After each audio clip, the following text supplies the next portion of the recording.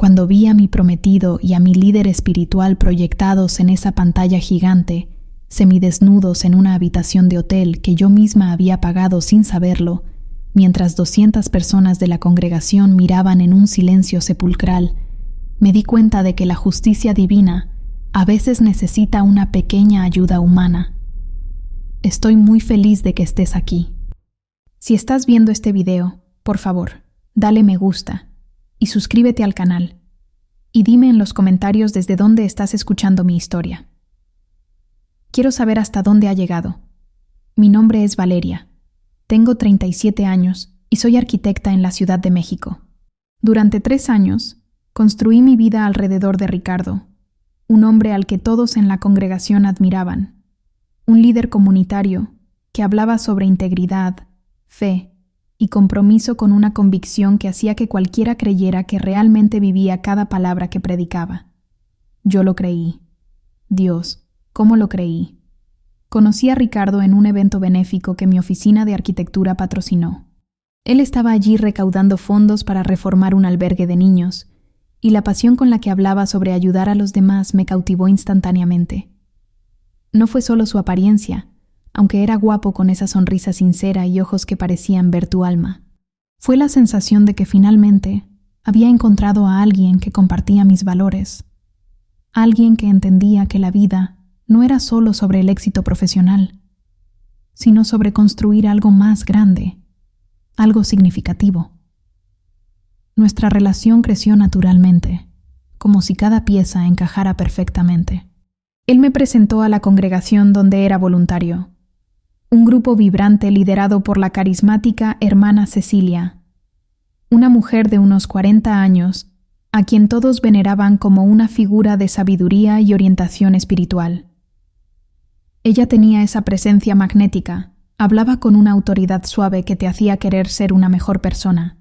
Cuando Ricardo me llevó a conocerla por primera vez, ella tomó mis manos, me miró a los ojos y dijo que yo era una bendición en su vida, que nuestra unión era parte de un propósito mayor. Me sentí acogida, elegida, parte de algo especial. Durante 3 años, fui la pareja que Ricardo necesitaba. Cuando decidió dejar su empleo corporativo para dedicarse por completo al trabajo comunitario, fui yo quien mantuvo nuestro hogar con mi salario de arquitecta. No me importó. De hecho, sentí orgullo de poder apoyarlo mientras él seguía su vocación. Usé mis ahorros para el enganche del apartamento que sería nuestro hogar después del matrimonio, un hermoso espacio de 2 habitaciones en Polanco, del que yo misma diseñé cada detalle de la reforma. Puse solo mi nombre en los documentos temporalmente, como él sugirió, porque sería más fácil conseguir el crédito con mi ingreso estable. Pero teníamos un acuerdo de que después del matrimonio todo sería nuestro. Pagué los muebles, los electrodomésticos, cada lámpara elegida con cuidado para nuestro futuro juntos. Cuando Ricardo me propuso matrimonio en una hermosa ceremonia en la congregación, con la hermana Cecilia bendiciendo nuestro compromiso ante todos, lloré de felicidad. Finalmente, después de relaciones fallidas en el pasado, había encontrado a mi compañero de vida. Comenzamos los preparativos de la boda de inmediato. Yo asumí la mayor parte de los costos porque mi situación financiera era más cómoda, y nuevamente no me importó. Reservé el salón, contraté el banquete, elegí cada detalle de la decoración. Mi madre incluso comentó que estaba invirtiendo demasiado yo sola, pero defendí a Ricardo diciendo que él estaba dedicando su vida a causas nobles y que eso era más importante que el dinero. Entonces, 6 meses antes de la boda, Ricardo vino a mí con una propuesta que en ese momento me pareció romántica y profunda.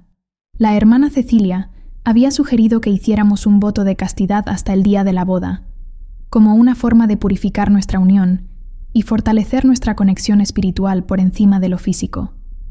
Él habló con tanta seriedad, con los ojos brillando de convicción, explicando que sería un sacrificio que nos acercaría a Dios y haría nuestra noche de bodas aún más sagrada. Dudé inicialmente. No porque no valorara el aspecto espiritual, sino porque nuestra intimidad era una parte importante de nuestra conexión. Pero mirando a ese hombre que amaba, viendo su devoción, su fe inquebrantable. ¿Cómo podría negarme? ¿Cómo podría ser la única barrera entre él y lo que creía ser el camino correcto? Acepté el voto. Cambiamos nuestra rutina. Ricardo empezó a dormir más veces en su propia casa, diciendo que sería más fácil mantener el compromiso con un poco de distancia física. Tenía sentido. La hermana Cecilia elogió nuestra decisión públicamente en la congregación, diciendo que éramos un ejemplo para todas las parejas. Me sentí virtuosa, especial, parte de algo elevado. Qué tonta fui.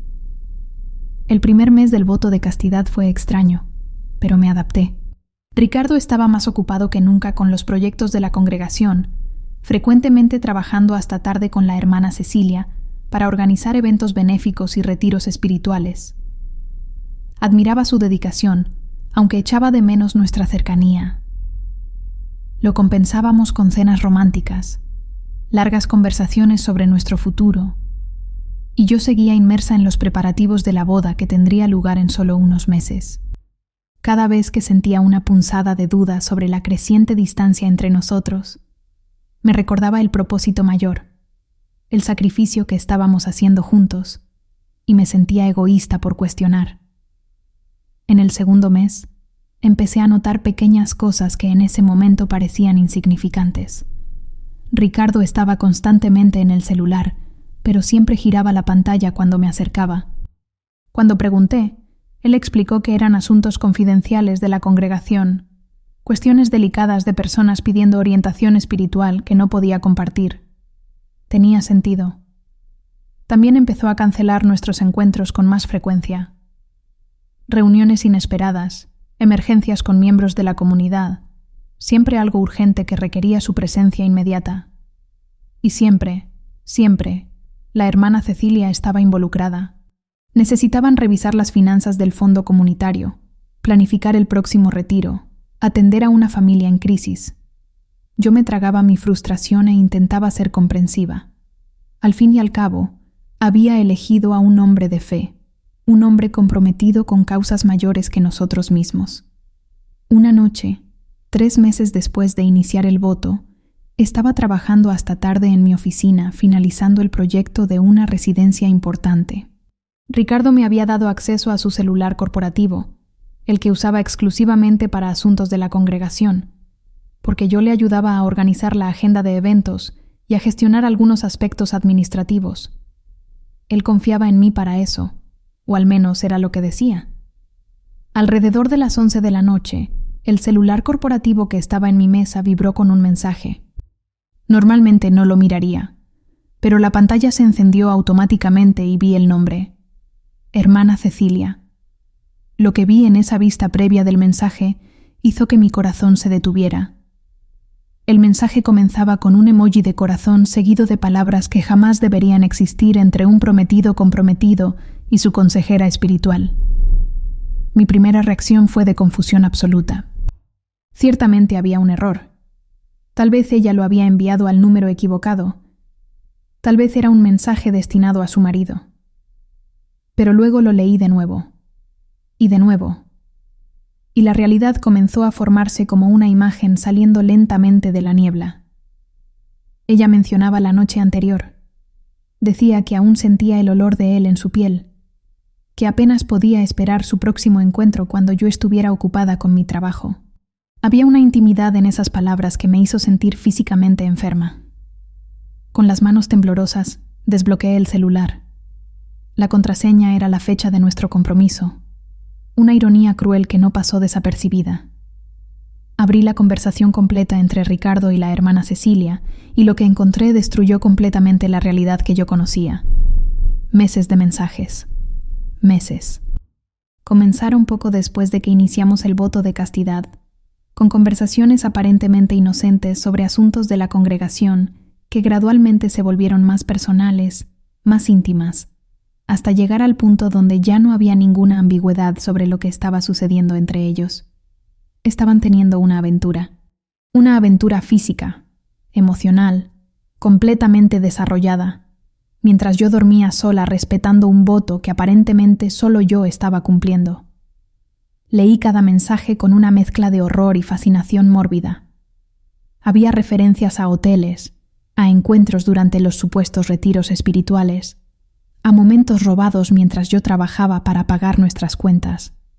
Pero lo que realmente me destruyó fueron los mensajes donde hablaban de mí. Ricardo se quejaba de que yo estaba demasiado enfocada en los preparativos de la boda, demasiado preocupada por detalles materiales. La hermana Cecilia respondía con falsa compasión, diciendo que yo era una buena mujer, pero espiritualmente superficial, que no entendía verdaderamente la profundidad de la conexión que ellos compartían. Incluso se burlaban del voto de castidad, riéndose de cómo yo lo había aceptado tan fácilmente, de lo conveniente que era mantenerme a distancia mientras ellos se encontraban libremente.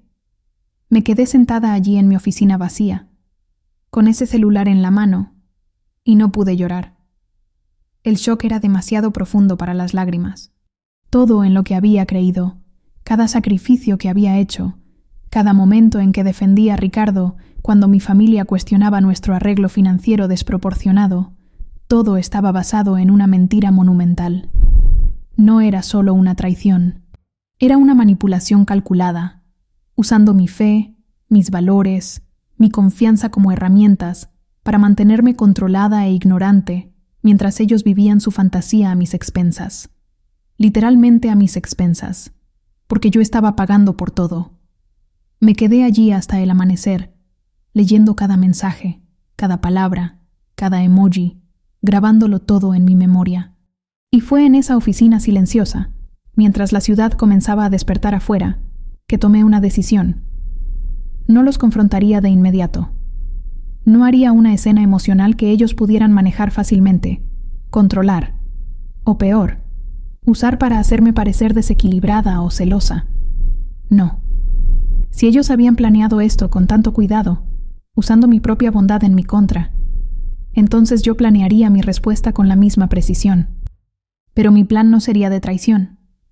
Sería de verdad, de exposición, de justicia.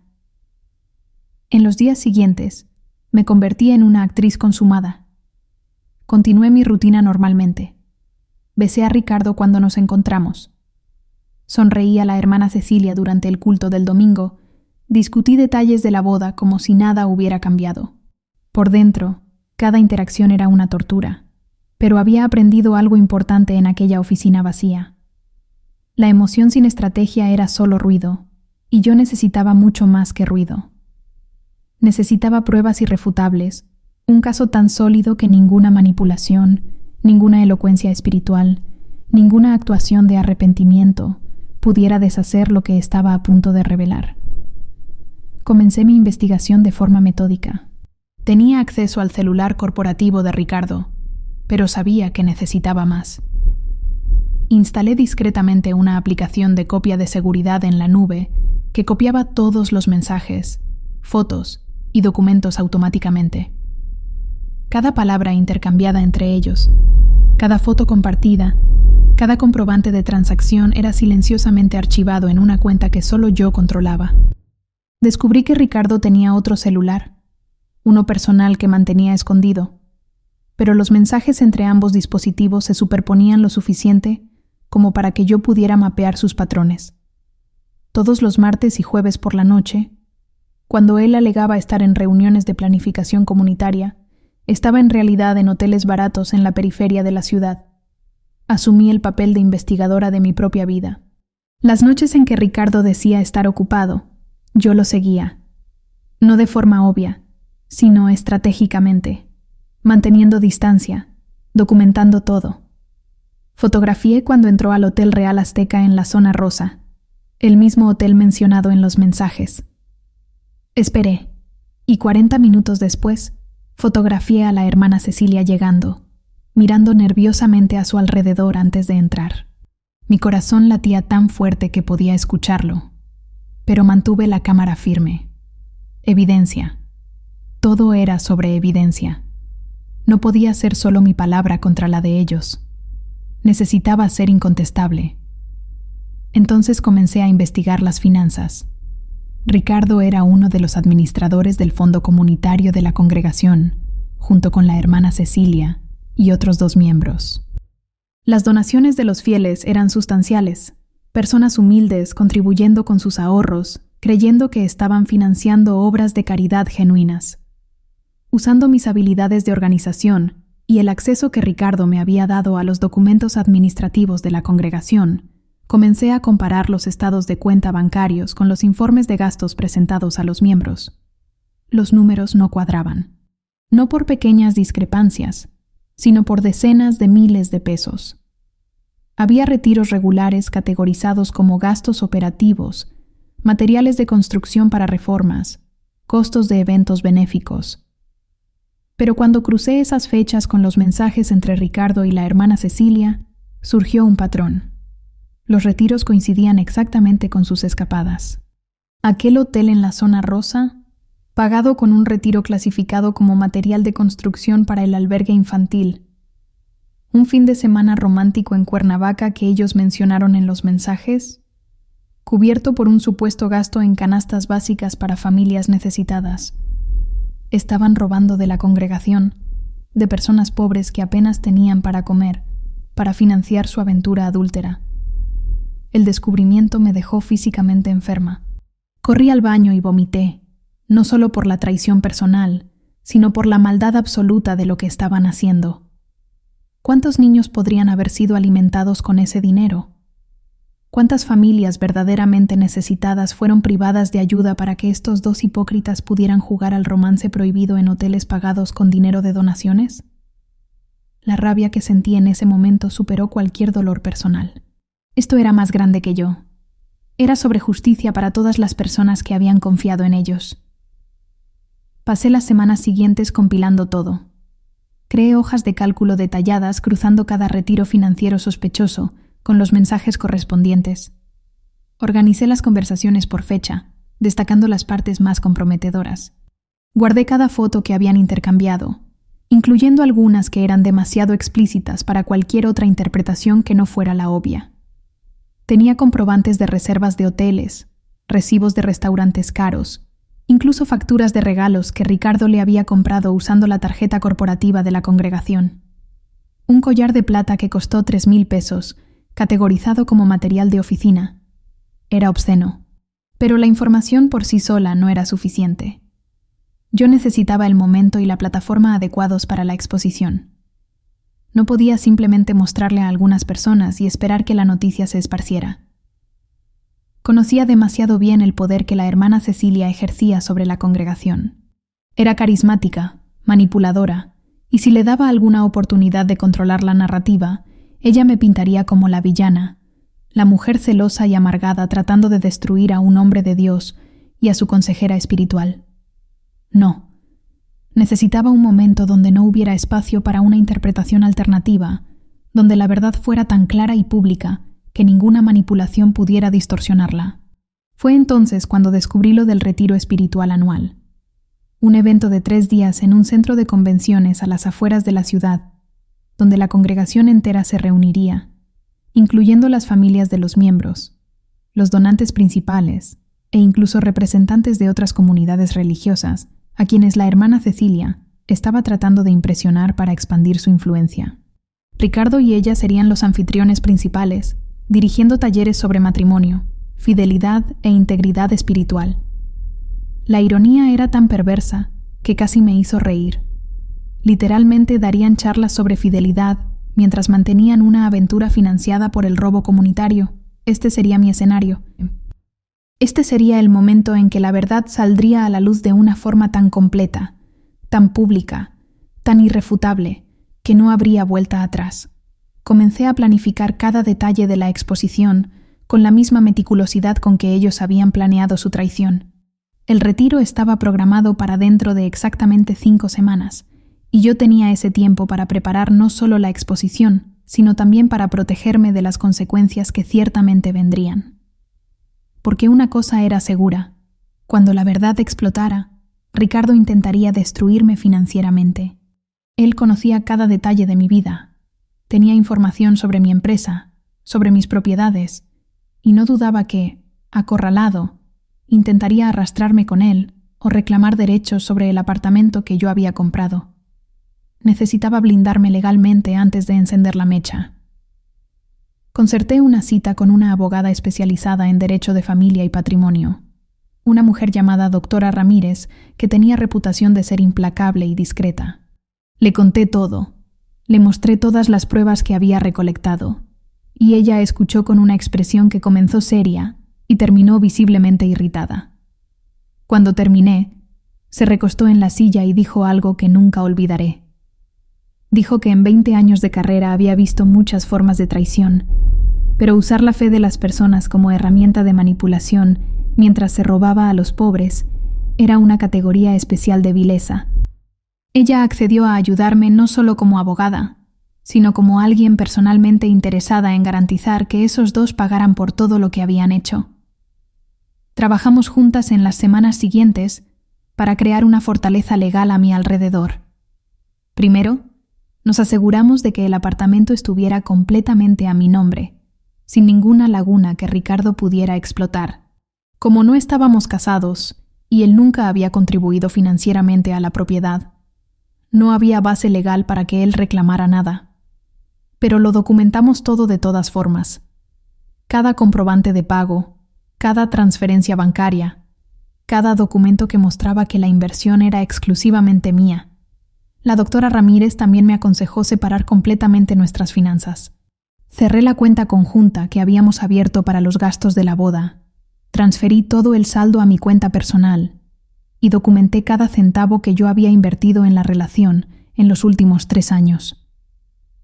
Luego pasamos a la parte más delicada, las pruebas del desvío de recursos de la congregación. La doctora Ramírez me explicó que lo que Ricardo y la hermana Cecilia estaban haciendo no era solo inmoral, era penalmente punible.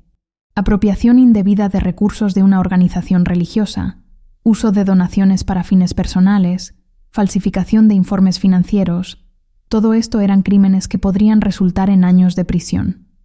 Pero para garantizar que las autoridades tomaran el caso en serio, necesitábamos presentar las pruebas de forma impecable. Organizamos todo en expedientes separados, uno para la exposición pública durante el retiro, uno para los líderes y donantes de la congregación y uno para las autoridades competentes. Mientras construía mi fortaleza legal, seguí siendo la novia perfecta. Ricardo no sospechaba de nada.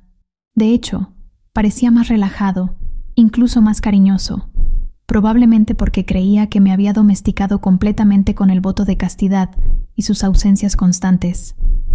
La hermana Cecilia continuaba tratándome con esa falsa afabilidad maternal, preguntando por los preparativos de la boda, ofreciendo consejos espirituales sobre cómo ser una buena esposa.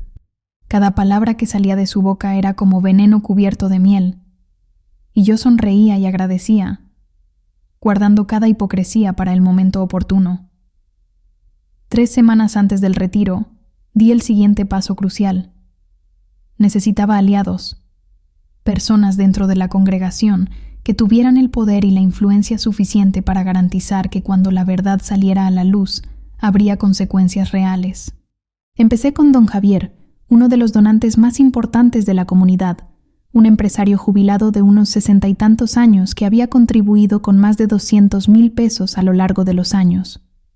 Concerté un café con él bajo el pretexto de discutir una posible donación adicional para el albergue infantil que Ricardo supuestamente estaba reformando. Durante nuestra conversación, mencioné casualmente que estaba revisando los libros contables de la congregación para ayudar a Ricardo y había encontrado algunas discrepancias que me preocupaban. No revelé todo, solo lo suficiente para plantar la semilla de la duda. Don Javier no era tonto. Sus ojos se entrecerraron y pidió detalles.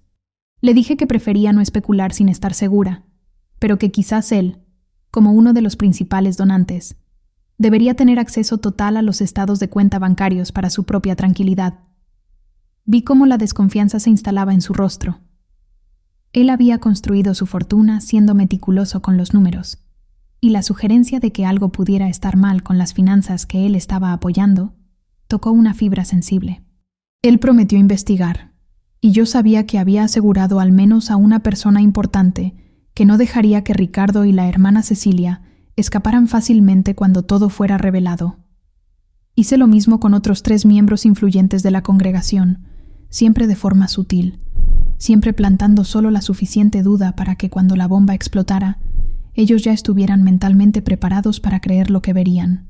Era como preparar el terreno antes de plantar, garantizando que las semillas de la verdad encontraran un suelo fértil en lugar de ser inmediatamente rechazadas por lealtad ciega. 2 semanas antes del retiro, di un paso más que en ese momento pareció arriesgado, pero que la doctora Ramírez insistió en que era necesario. Contacté a un periodista de investigación llamado Luis Mendoza, que trabajaba para un periódico local conocido por exponer corrupción y escándalos.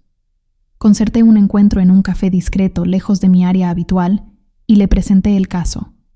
Le mostré las pruebas del desvío financiero, le expliqué el esquema y observé cómo su interés periodístico se encendía.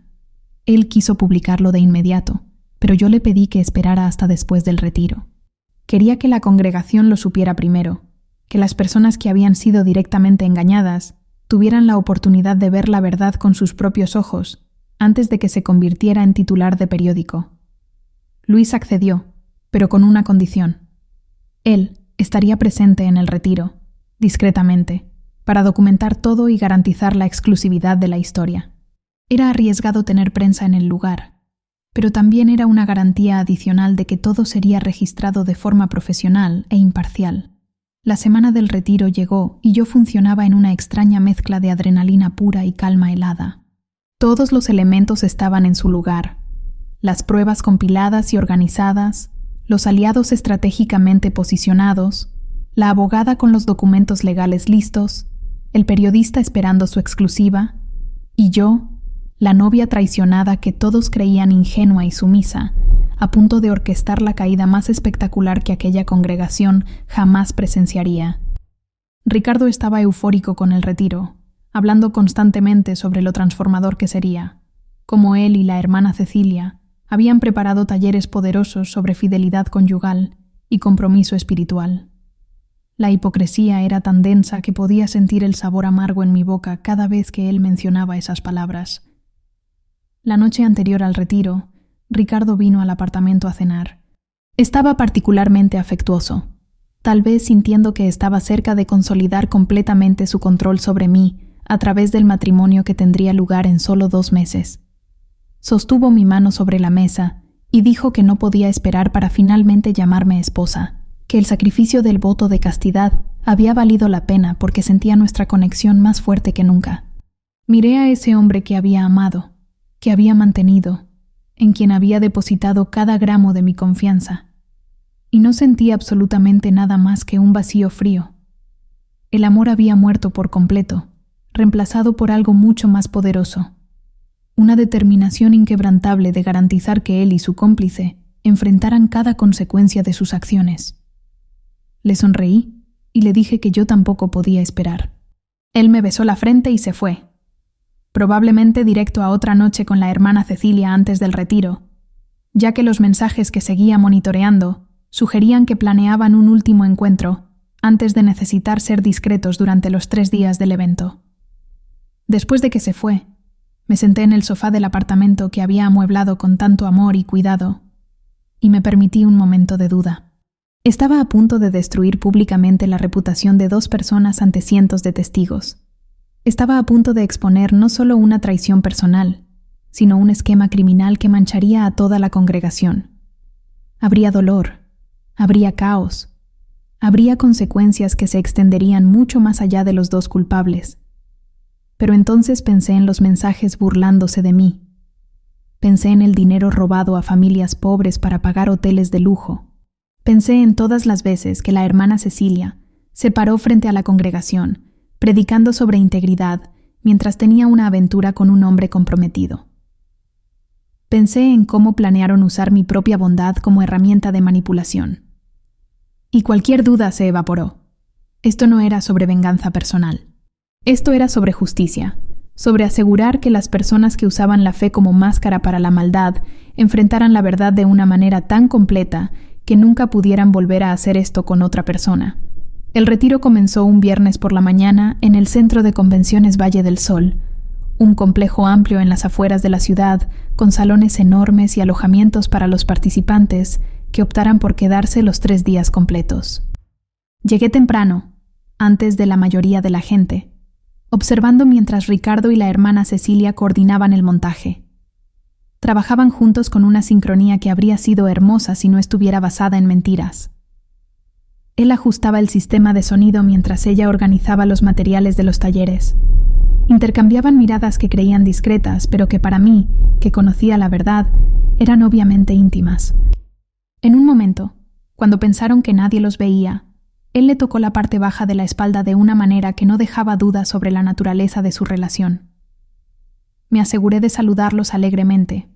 Ofrecí mi ayuda con los preparativos. Actué exactamente como la novia dedicada que todos esperaban que fuera. La hermana Cecilia me abrazó y dijo que estaba muy feliz de que yo estuviera allí, que mi presencia durante el retiro sería una bendición. Ricardo me besó la mejilla y susurró que estaba orgulloso de mí por apoyarlo siempre. Cada palabra, cada gesto falso, cada mentira disfrazada de afecto, solo fortalecía mi resolución. El salón principal comenzó a llenarse a medida que llegaban los miembros de la congregación. Había más de 200 personas, desde familias jóvenes con niños pequeños hasta ancianos que habían sido parte de la comunidad por décadas. Vi a don Javier llegar con su esposa. Él me vio y me saludó. Había algo en sus ojos que sugería que había hecho su propia investigación desde nuestra conversación, y no le había gustado lo que encontró. Los otros miembros influyentes que yo había contactado también estaban presentes, todos estratégicamente posicionados en el salón. Luis Mendoza, el periodista, estaba disfrazado como un miembro regular, con una cámara discreta escondida y su grabadora lista. El cronograma del primer día incluía una sesión de apertura seguida por varios talleres. El gran evento, el momento que todos esperaban, sería el sábado por la tarde. La conferencia principal de Ricardo y la hermana Cecilia sobre matrimonio sagrado y fidelidad conyugal. Era una de las sesiones más esperadas, con todas las parejas de la congregación planeando participar. Sería también el momento perfecto para mi intervención, no el viernes cuando la gente aún estaba llegando e instalándose, no el domingo cuando ya estarían pensando en irse, sino el sábado por la tarde, en el apogeo del retiro, cuando todos estarían presentes, atentos y reunidos en un único espacio. Pasé aquel viernes y el sábado por la mañana, siendo la versión más comprometida y participativa de mí misma. Participé en todos los talleres, tomé notas, hice preguntas, interactué con otros miembros. Quería que todos recordaran que yo estaba allí, presente, participativa, sin mostrar ninguna señal de lo que estaba a punto de suceder. Ricardo comentó varias veces lo feliz que estaba de verme tan involucrada, cómo eso confirmaba que yo era la pareja adecuada para su ministerio.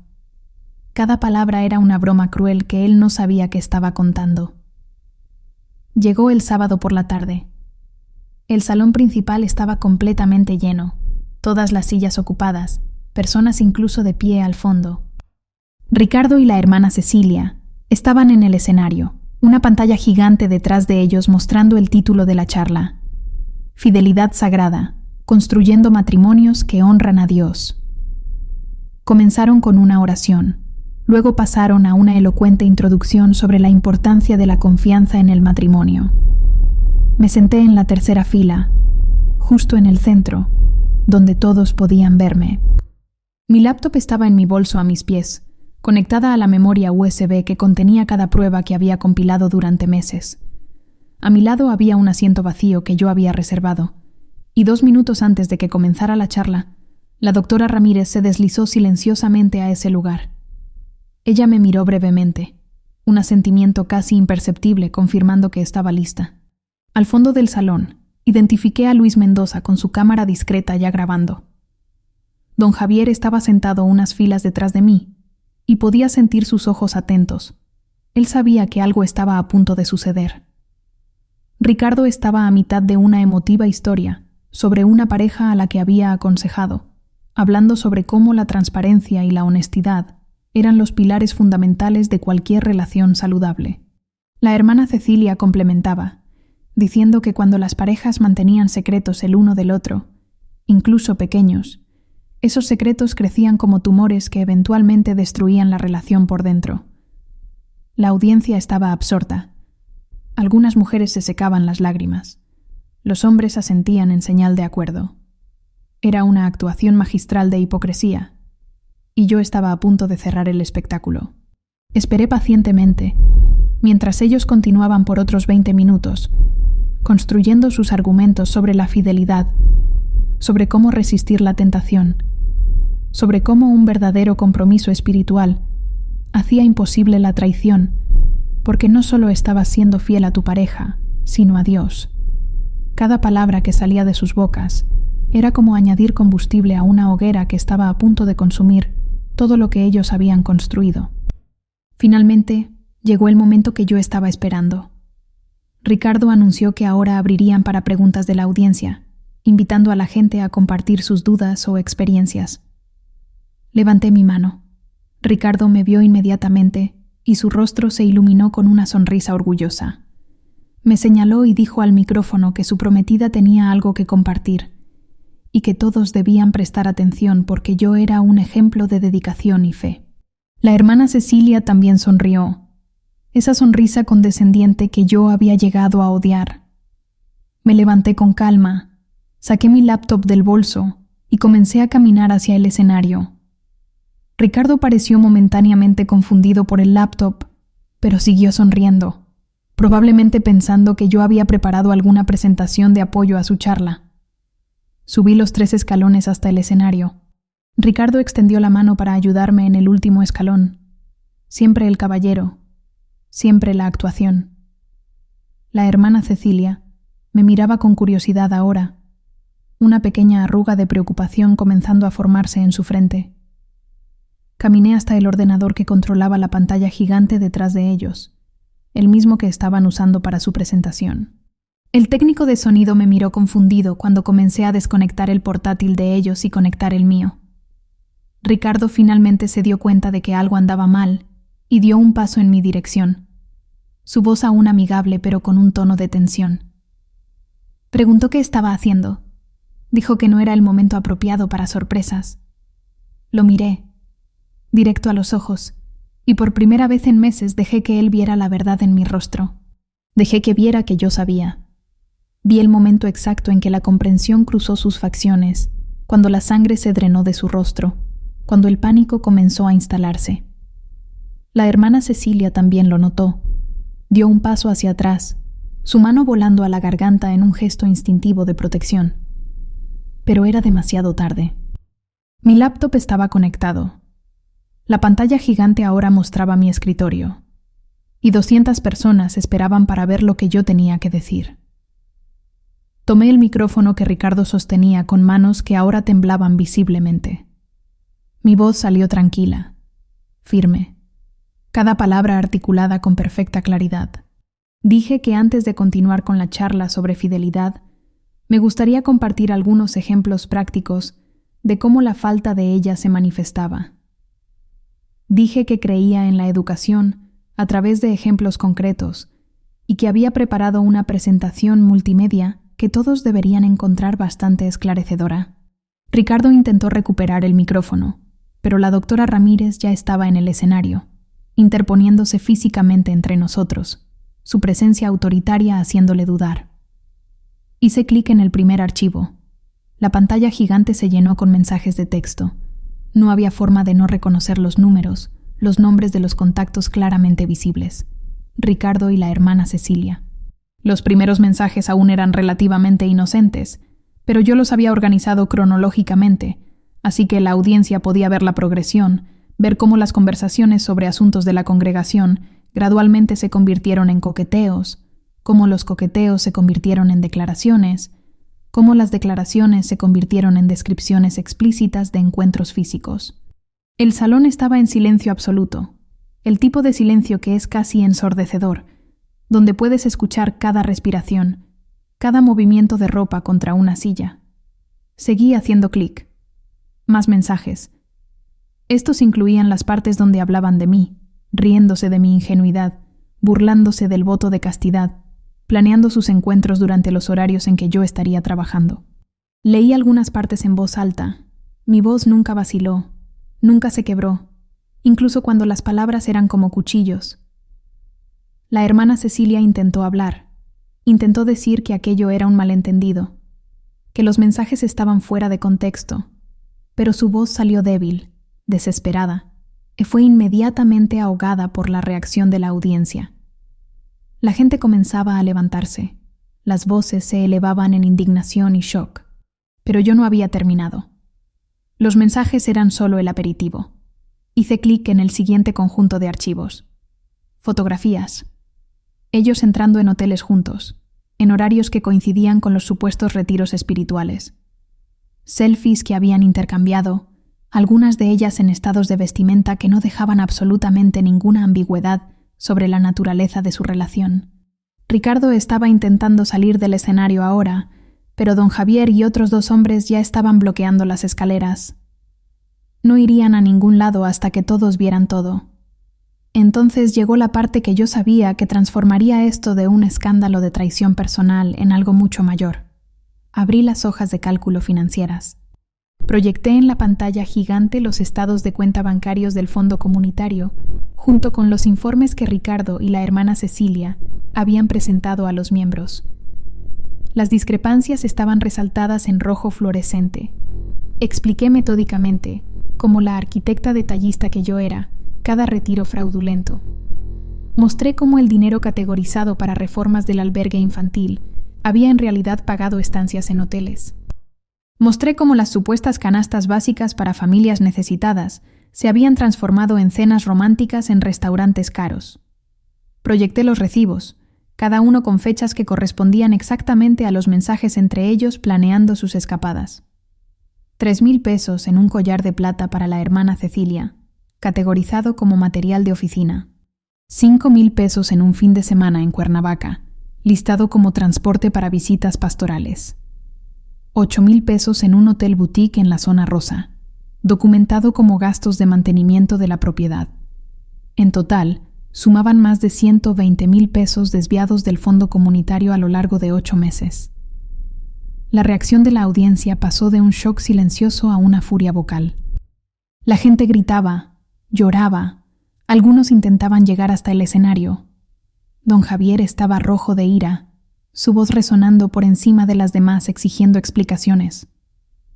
Otras personas que habían donado generosamente, que habían sacrificado sus propias necesidades para contribuir a lo que creían una causa noble, ahora se daban cuenta de que habían financiado una aventura adúltera y un esquema de robo.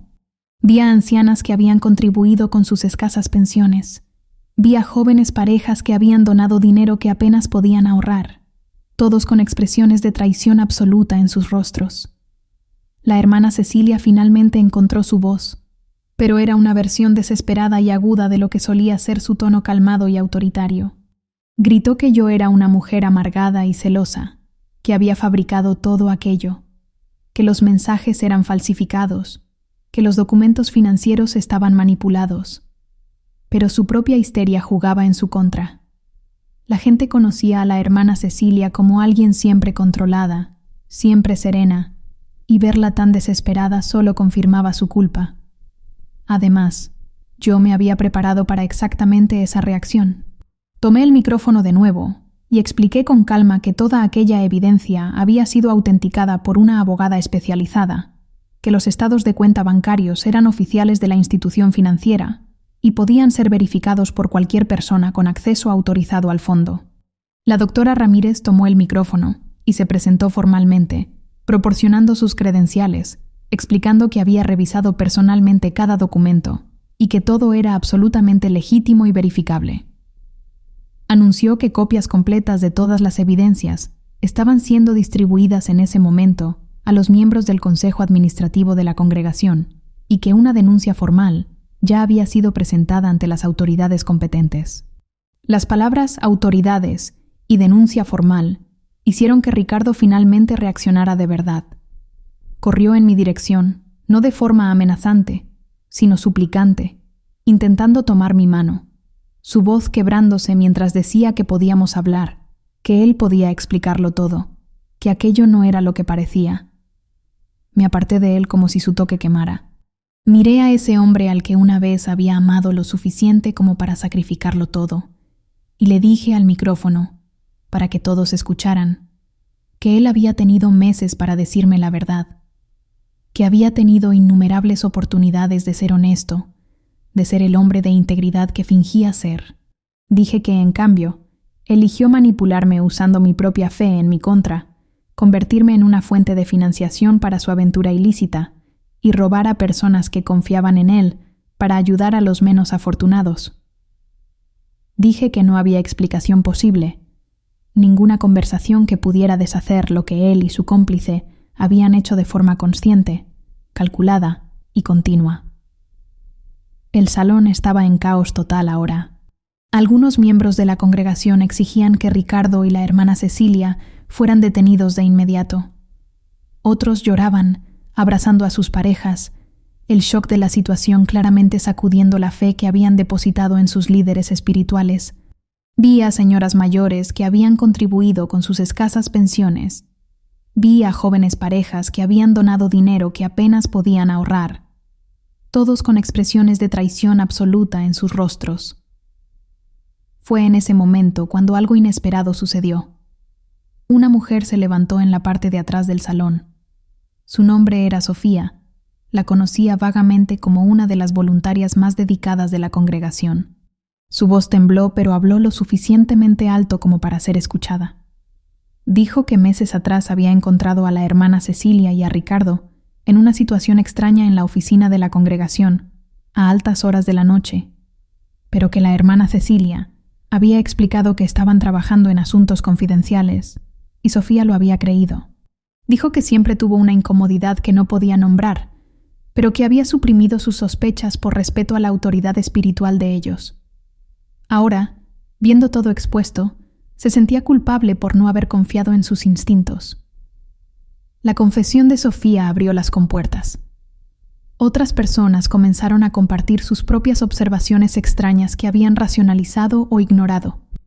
Un hombre dijo que había visto el coche de Ricardo estacionado frente a la casa de la hermana Cecilia en horarios inadecuados.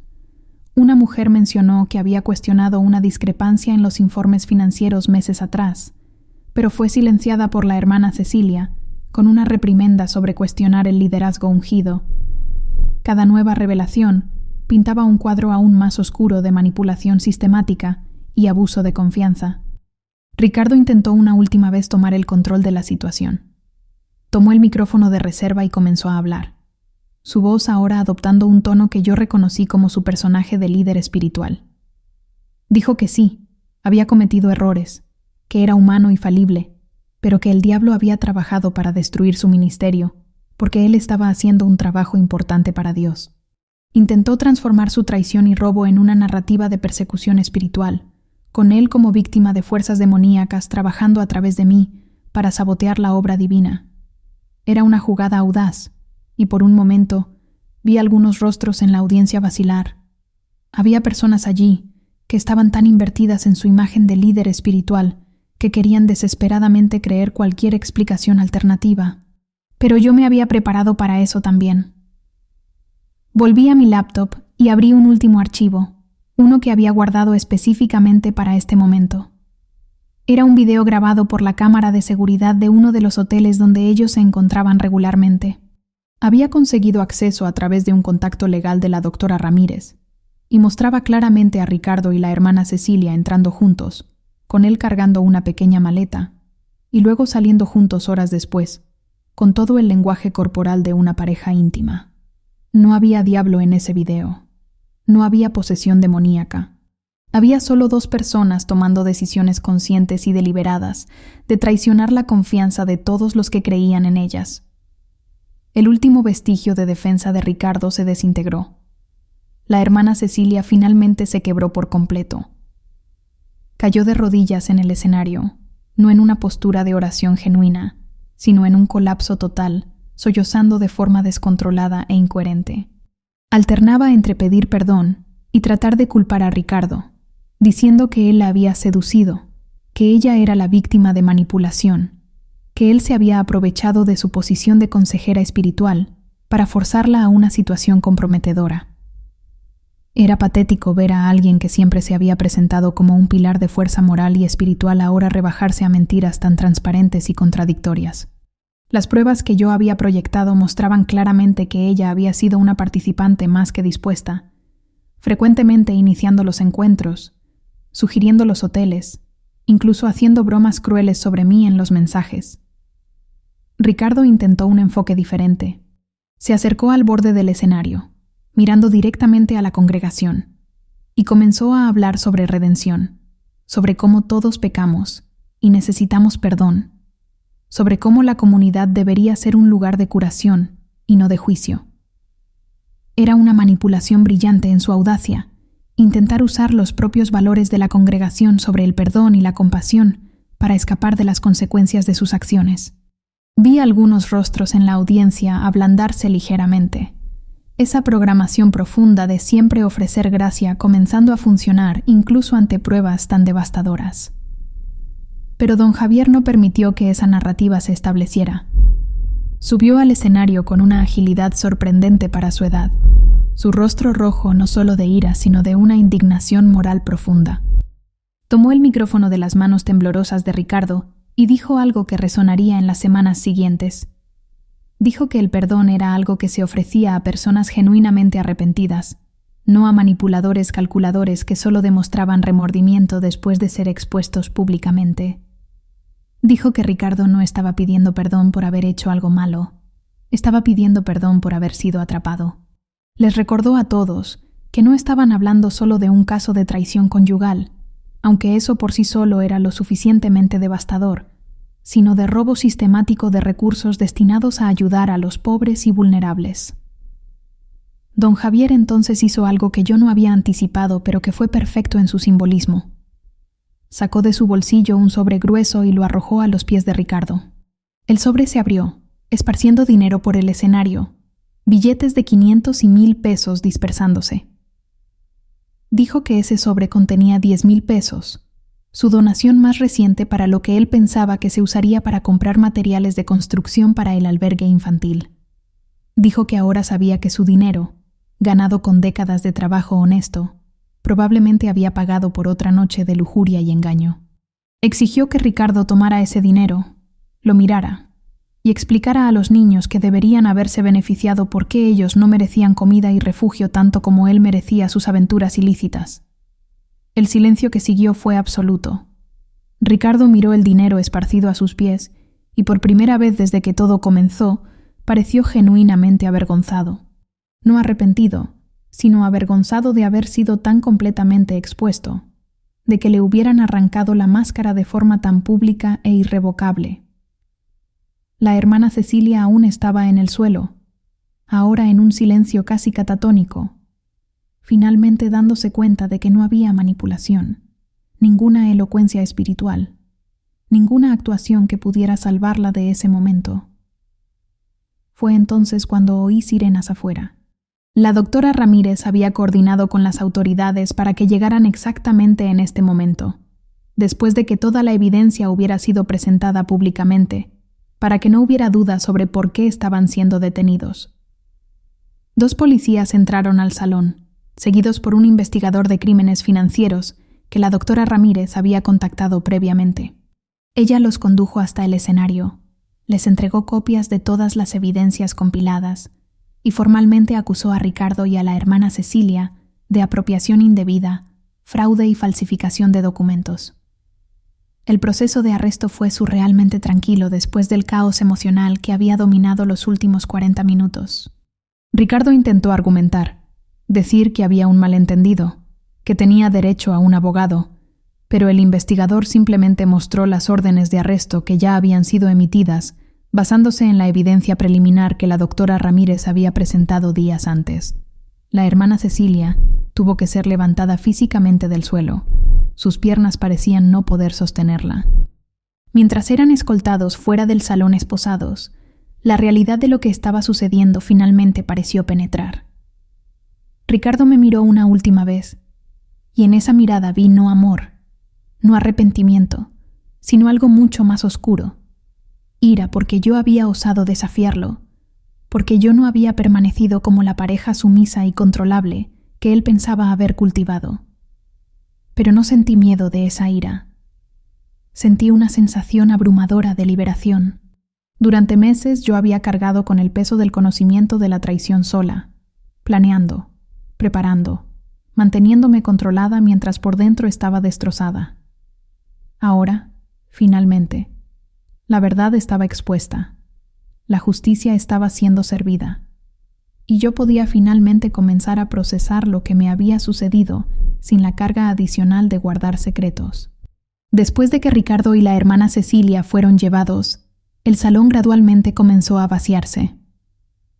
Muchas personas se acercaron a mí, algunas para abrazarme, otras para disculparse por no haber visto las señales, otras aún para agradecerme por haber tenido el coraje de exponer la verdad.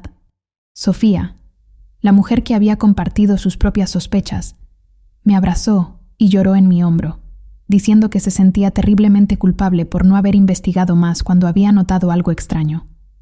Yo la consolé diciéndole que la culpa no era suya, que personas como Ricardo y la hermana Cecilia eran expertas en manipulación, en hacerte cuestionar tus propios instintos, en usar tu bondad y fe en tu contra.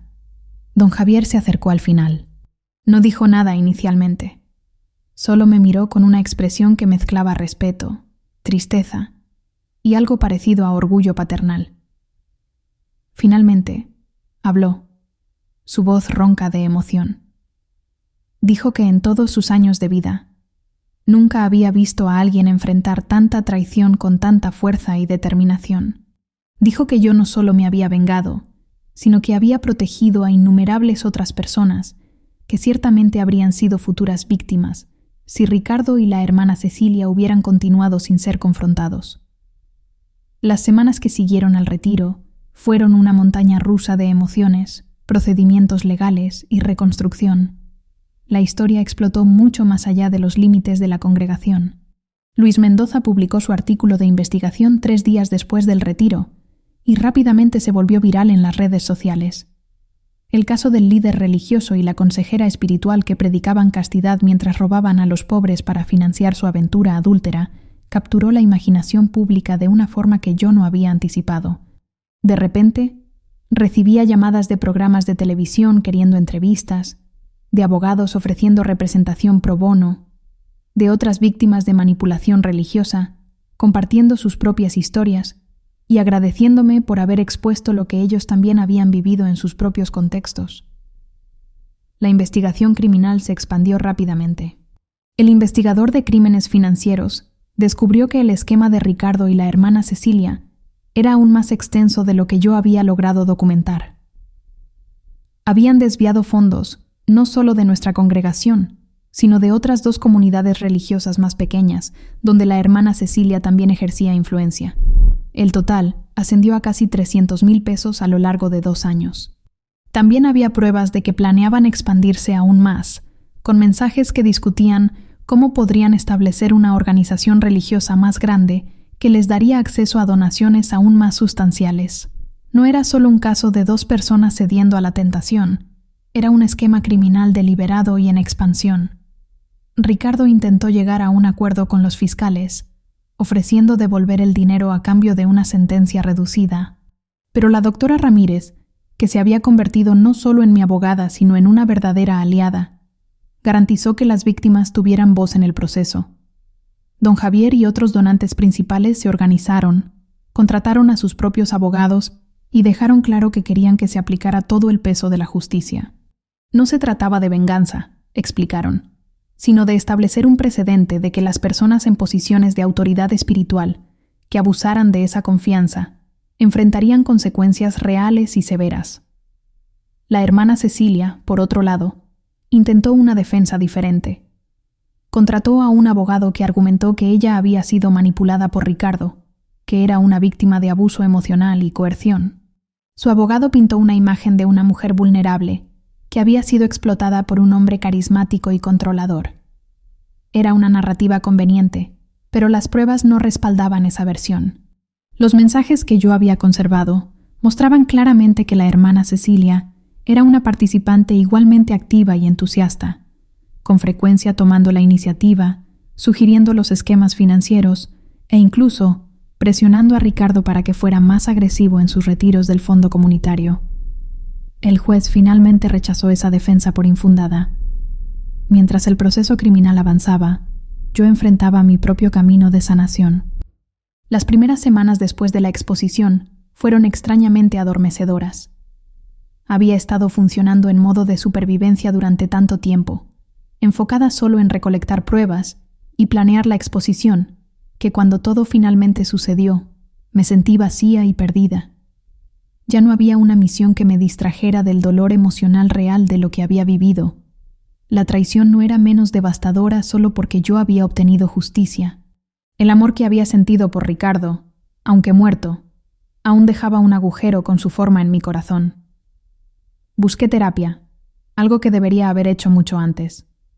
Mi terapeuta, una mujer llamada doctora Morales, me ayudó a procesar no solo la traición de Ricardo, sino patrones más profundos en mi vida. Me hizo darme cuenta de que tenía una tendencia a sacrificarme demasiado en las relaciones, a poner las necesidades de los demás tan por encima de las mías, que me volvía vulnerable a personas que explotarían esa generosidad.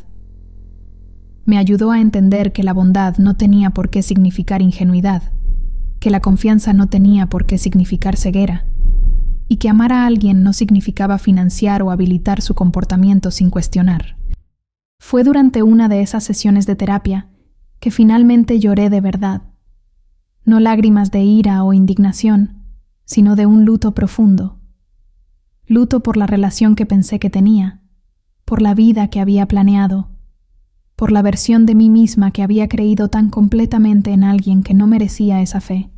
La doctora Morales tomó mi mano y me dijo que esas lágrimas eran necesarias, que había sido tan fuerte durante tanto tiempo, que había olvidado permitirse ser vulnerable, y que la verdadera fuerza incluía la capacidad de sentir y procesar el dolor, no solo de superarlo a través de la acción. Paralelamente a la curación emocional, había asuntos prácticos que resolver. El apartamento que yo había comprado y amueblado necesitaba ser oficialmente limpiado de cualquier conexión con Ricardo. Cambié todas las cerraduras, retiré cada objeto que él había dejado. Incluso volví a pintar algunas habitaciones, porque no podía mirar los colores que habíamos elegido juntos, sin sentir náuseas. Transformé lo que sería nuestro dormitorio principal en una oficina en casa, un espacio completamente mío donde podía trabajar y crear sin fantasmas de futuros que nunca se materializarían. Mi carrera de arquitectura, que había descuidado un poco durante los años con Ricardo mientras lo apoyaba financieramente, de repente se convirtió en mi enfoque y refugio. Me sumergí en proyectos con una intensidad renovada. Había algo terapéutico en crear estructuras, en transformar espacios vacíos en algo funcional y hermoso. Cada proyecto era una metáfora de lo que estaba haciendo con mi propia vida, demoliendo cimientos corruptos y construyendo algo nuevo y sólido en su lugar. 3 meses después del retiro, recibí una llamada inesperada. Era el director del albergue infantil que Ricardo supuestamente estaba reformando, el mismo albergue cuyos fondos habían sido desviados. Explicó que con la exposición del esquema y el regreso de algunos de los fondos robados a través de la restitución legal, finalmente tenían los recursos para hacer las reformas que realmente necesitaban. Preguntó si yo estaría interesada en donar mis servicios de arquitectura para diseñar las mejoras. Sin dudarlo, acepté. Había una justicia poética en usar mis habilidades para realmente ayudar a los niños a los que Ricardo había fingido apoyar mientras les robaba. Trabajé en ese proyecto con una dedicación que me sorprendió incluso a mí misma. Visité el albergue, conocí a los niños, escuché lo que necesitaban y diseñé un espacio que no era solo funcional sino inspirador. Agregué una pequeña biblioteca, un área de recreación cubierta para días lluviosos. Mejoré la cocina para que pudieran preparar comidas más nutritivas. Hice todo esto sin cobrar un solo peso, mi forma de transformar algo tan feo en algo genuinamente bueno. El juicio de Ricardo y la hermana Cecilia tuvo lugar 6 meses después del retiro. Yo estaba allí, sentada en la galería del tribunal, no por sed de venganza, sino por un sentido de conclusión. Necesitaba presenciar el final oficial de esa historia, ver con mis propios ojos que había consecuencias reales y duraderas para las decisiones que ellos habían tomado. El fiscal construyó un caso meticuloso, usando todas las pruebas que yo había compilado, complementadas con los descubrimientos adicionales de la investigación policial. Ricardo fue condenado a 4 años de prisión por apropiación indebida, fraude y falsificación de documentos, además de ser obligado a restituir todos los fondos desviados con intereses. La hermana Cecilia recibió 3 años y medio, con las mismas obligaciones de restitución. Cuando el juez leyó las sentencias, observé sus rostros. Ricardo mantuvo una expresión dura y resentida hasta el final, negándose a demostrar arrepentimiento genuino. La hermana Cecilia lloró, pero incluso sus lágrimas parecían más de autocompasión que de remordimiento verdadero por el daño que habían causado.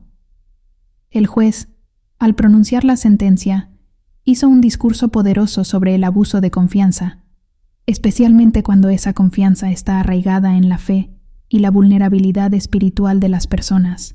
Dijo que la sociedad depositaba expectativas más altas en los líderes religiosos, precisamente porque ejercían una influencia única sobre la vida emocional y financiera de sus seguidores, y que traicionar esa confianza era particularmente atroz. Cuando salí del tribunal esa tarde, sentí algo que no esperaba sentir: paz. No alegría, no triunfo, sino una paz profunda y silenciosa. La justicia se había hecho, no a través de venganza personal o de destrucción gratuita, sino a través de la verdad expuesta y del sistema legal funcionando exactamente como debía. Yo no me había rebajado a su nivel, no había mentido ni manipulado. Simplemente había revelado quiénes eran realmente detrás de las máscaras que usaban, y había permitido que las consecuencias naturales de sus acciones se desarrollaran. En los meses siguientes, me dediqué por completo a la reconstrucción de mi vida de forma deliberada e intencional. La inauguración del albergue infantil reformado fue uno de los días más gratificantes de mi vida. Ver a esos niños corriendo por la biblioteca que yo había diseñado, riendo en la nueva área de recreación, el director con lágrimas en los ojos, agradeciendo la transformación del espacio, fue cuando finalmente comprendí que había logrado transformar la experiencia más dolorosa de mi vida en algo genuinamente positivo para otras personas. Ricardo había fingido preocuparse por esos niños mientras les robaba. Yo había realmente marcado la diferencia en sus vidas, y esa diferencia era tangible, real y duradera. Mi estudio de arquitectura también floreció de formas inesperadas. La publicidad del caso, aunque inicialmente embarazosa, eventualmente trajo nuevos clientes que admiraban mi coraje e integridad. Más importante aún, comencé a aceptar solo proyectos que realmente resonaban conmigo, especialmente trabajos comunitarios y de impacto social. Diseñé un centro comunitario para mujeres víctimas de violencia doméstica, reformé una escuela en un barrio desfavorecido e incluso comencé a dar consultorías gratuitas a organizaciones sin fines de lucro que necesitaban mejores espacios, pero no tenían recursos para contratar arquitectos. Mi carrera dejó de ser solo sobre ganar dinero o estatus y se convirtió en crear espacios que genuinamente mejoraran la vida de las personas. En cuanto a mi corazón, aprendí que la curación no es lineal y que estaba bien no estar lista para confiar de nuevo de inmediato. Hubo momentos de soledad, noches en las que echaba de menos no a Ricardo específicamente, sino la idea de compañía, de tener a alguien con quien compartir la vida. Pero también descubrí una fuerza e independencia que nunca antes había conocido. Aprendí que era perfectamente capaz de ser feliz sola, de tomar decisiones sin necesitar la validación de una pareja, de construir una vida rica y significativa, basada solo en mis propias elecciones y valores. Un año después del retiro, recibí una carta inesperada. Era de una mujer llamada Elena que había visto el reportaje sobre mi caso. Escribió que estaba en una relación con un líder de su propia congregación religiosa y había comenzado a notar señales preocupantes similares a las que yo había descrito en una entrevista. Mensajes secretos, discrepancias financieras, solicitudes para mantener distancia física mientras él se acercaba a otra consejera espiritual. Mi historia le había dado el coraje para investigar antes de comprometerse aún más con esa relación. Descubrió que sus sospechas eran correctas y logró alejarse antes de invertir años y recursos en una mentira. Me agradeció por haber sido lo suficientemente valiente como para exponer mi propio dolor públicamente, porque eso la había salvado de vivir la misma experiencia. Esa carta me hizo darme cuenta de que mi historia había trascendido mi experiencia personal. Recibí docenas de mensajes similares en los meses siguientes, personas compartiendo cómo mi caso las había ayudado a reconocer la manipulación en sus propias vidas. a confiar en sus instintos, a entender que la bondad y la fe no significaban tolerar el abuso o el engaño. Me había convertido involuntariamente en una voz para personas que estaban luchando silenciosamente con situaciones similares, y había una responsabilidad extraña pero significativa en ello. Hoy, 3 años después de aquel retiro devastador, miro hacia atrás y veo un camino completo. La mujer que yo era, aquella que habría sacrificado todo por amor sin cuestionar, que confundía la sumisión con la devoción, que ponía la fe en las personas por encima de la fe en sí misma. Esa mujer ya no existe. Fue destruida en aquella oficina silenciosa cuando leí esos mensajes por primera vez. Pero de las cenizas de esa destrucción surgió alguien más fuerte, más sabia, más completa. Alguien que entiende que la verdadera fuerza no reside en nunca ser herida, sino en cómo te reconstruyes después de la herida. Alguien que sabe que la justicia no es lo mismo que la venganza, que la verdad eventualmente prevalece y que tu integridad es el único patrimonio que nadie puede robarte. Ricardo cumple su condena y honestamente ya no pienso en él. La hermana Cecilia también está pagando por sus decisiones. La congregación se disolvió después del escándalo, pero muchos miembros formaron grupos más pequeños, más transparentes y democráticos, aprendiendo de los errores del pasado. El albergue infantil sigue prosperando. Mi carrera está mejor que nunca. Y yo, Valeria, finalmente aprendí la lección más importante de todas. Puedes confiar en la gente, puedes amar profundamente, puedes tener fe, pero nunca, jamás, a expensas de confiar en ti misma primero. La traición me enseñó que la bondad sin límites es ingenuidad, que el amor sin respeto mutuo es esclavitud, y que el perdón sin arrepentimiento genuino es solo permitir que los abusadores sigan abusando. Si hay algo que quiero que te lleves de esta historia, es esto. Cuando algo no se siente bien, probablemente no lo esté. Confía en tus instintos. Investiga cuando sea necesario. Documenta todo. Y nunca permitas que alguien use tu fe, tu bondad o tu amor como herramientas de control y manipulación. La verdad siempre merece ser defendida, incluso cuando duele, especialmente cuando duele, porque es en el dolor confrontado y procesado donde encontramos nuestra verdadera fuerza. Y esa fuerza, una vez descubierta, nadie te la podrá quitar.